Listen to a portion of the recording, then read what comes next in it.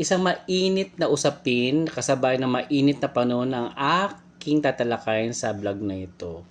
Dahilan um, sa panahon ngayon, ang suspensyon ng klase ay dala ng matinding init at depende yan sa announcement ng mga lokal na pamahalaan o ng mga namumuno sa mga lungsod o munisipalidad.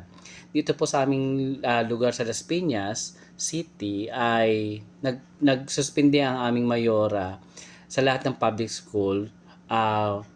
Ngunit merong sabihin na natin na ang mga private school ay meron silang discretion kung sususpindihin ba o hindi ang mga klase. Kung titingnan natin, may mga private school na hindi nagsuspinde at hinangad na mag in-person na balik na sa klase o in-person.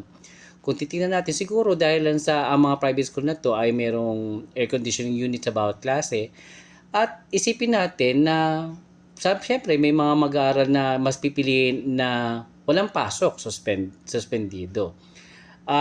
Sa akin po, dapat iniisip po ng mga mag-aaral na mas mapalad ang mga nasa pribadong paaralan sapagkat makakapag-aral sila ng mas maganda. Pangalawa, mas convenient sa kanila sapagkat una, malamig ang mga classroom dahil sa meron silang air conditioning unit, di ba?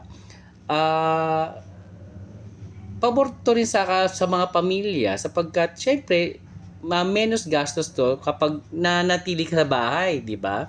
Nanatili ka sa bahay, meron kayong aircon, magastos sa kuryente. Kung nandoon ka sa paaralan, kung tutusin, bayad ng matrikula mo yun di ba? So, sulitin mo yun, di ba? Sulitin mo yung pagkakataon na yun. At mas mapalad ka dahil makakapag-aral ka ng mas maganda, may tuturuan ka ng mga guro mo na mabuti kumpara kung bibigyan ka lamang ng mga modules or ng mga activity na sa katunayan na hindi naman ginagawa ng mga mag-aaral, 'di ba? Dapat tayo magpasalamat kung bumalik ka sa in-person. Kung yung iba, iniisip nyo na mas maganda walang klase, karamihan kasi sa public school po kasi talaga nasa mahirap na kalagayan ng buhay. Hindi katulad ng mga may kaya sa buhay na maganda ang kanilang tahanan, may air conditioning unit, 'di ba? O tulad ko ngayon, papawis ako dahil wala kaming aircon. So, mas gusto ko rin pumapasok at ako naman talaga gusto ko talaga pumapasok sa paaralan bilang pag nagtatrabaho, 'di ba? So, magpasalamat po tayo at hindi tayo panireklamo o sinasabi. Isipin po muna natin ano yung mga pros and cons ng suspension at pagbabalik sa klase, 'di ba? So, dapat maging maingat po tayo sa ating sinasabi sa social media.